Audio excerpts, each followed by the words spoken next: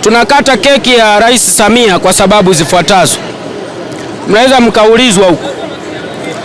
Rais Samia amelipenda sana jimbo la Mbeya vijijini, ameupenda sana mji mdogo wa Mbalizi, ameipenda sana kata ya Nsalala. Hivi ninavyozungumza na nyinyi, siku 100 za Rais Samia tangu ameapishwa na kuwa madarakani, tumeisha chimbiwa kisima ambacho kitazalisha lita 520 kwa siku, kitatibu changamoto ya maji Nsalala. Lakini kwa nini tunaazimisha siku hii ya rais kuzaliwa? Rais, kama mnavyojua, toka nchi hii ipate uhuru ni awamu ya Samia pekee ambayo vijana wameaminiwa kwenye ngazi za maamuzi. Na mimi hapa ni mfano tosha. Uongo kweli? Uongo kweli?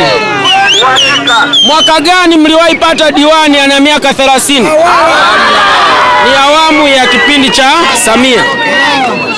Lakini jambo lingine, Rais Samia anatujengea njia 4 kama mnavyoziona hapo, zitatibu changamoto ya usafiri, itatibu changamoto ya msongamano wa magari.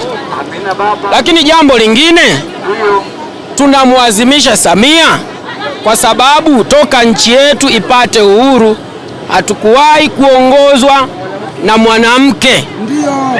Mungu ametuletea mwanamke, tumtunze. Hapo vipi? Mama ni mama. Nani kama mama? Nani kama mama? Anasema namna hiyo. Kwa majina anaitwa Clara Leonard Mwakabuku. Mimi ni mwananchi wa kata ya Nsalala iliyoko Mbalizi, Mbeya. Naomba niwasalimu. Nawasalimia katika jina la Jamhuri ya Muungano wa Tanzania. Niko mbele yenu niongee maneno mawili. Nadhani wenzangu wameshaongea. Niongee maneno mawili matatu. Mimi cha kwanza naomba tu nimshukuru mama kwa sababu leo ni siku yake ya happy birthday. Tuko pamoja. Mimi nimshukuru mama. Sisi ni wanufaika wa mikopo ya 10%. Kwa hiyo mama hajatusahau. Sisi ni wajasiriamali wadogo.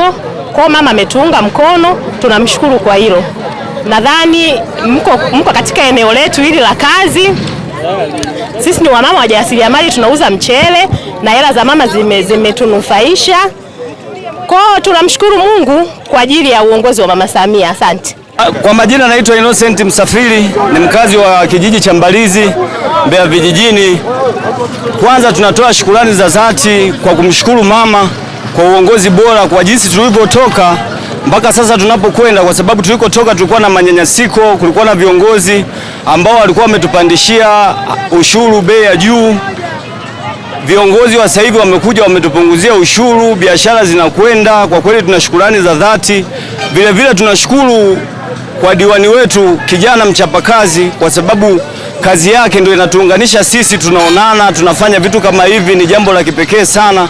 Kwa kweli tunamshukuru sana Mama Samia. Kwa kweli sasa hivi kwenye mchanga tuna uhuru wa kutosha, tunafanya kazi kwa wakati.